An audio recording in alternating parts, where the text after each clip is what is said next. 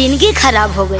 अरे तो हम कौन कलेक्टर बन गए रे पगली। प्यार के अपना खून पसीना से सींचा तानी, तोरे लारिक साखी चातानी रे। अच्छा प्यार के अपना खून पसीना से सींचा तानी, तोरे लारिक साखी चातानी रे।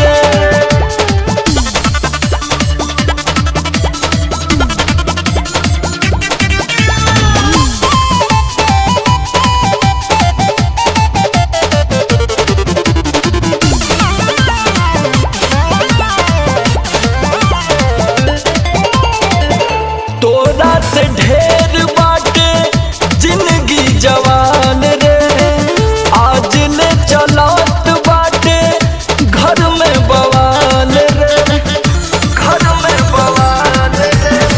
पीछे हमारा पड़ल रह बन के आवारा, अब कुछ कहिले तो करे लो किनारा। बगिया जिंदगिया के कैसे हम फीचा तानी, तोरे लारिक साखी चातानी रे।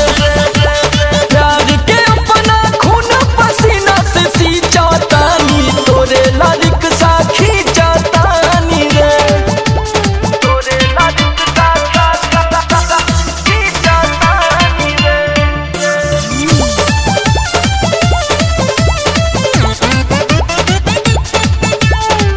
हम नहीं जानली कि फंस जाइबई से, भइली पलिहारे के बानर जैसे, बानर जैसे।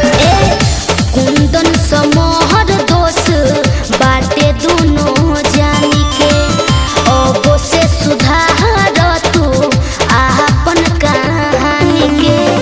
अपने ही लोरावा से भी जातानी, तोरे लारिक साखी चातानी रे। प्यार के अपना खून पसीना से सींचा तानी, तोरे लारिक साखी चातानी रे। का करी जिंदगी झंड बा फिर भी घमंड बा।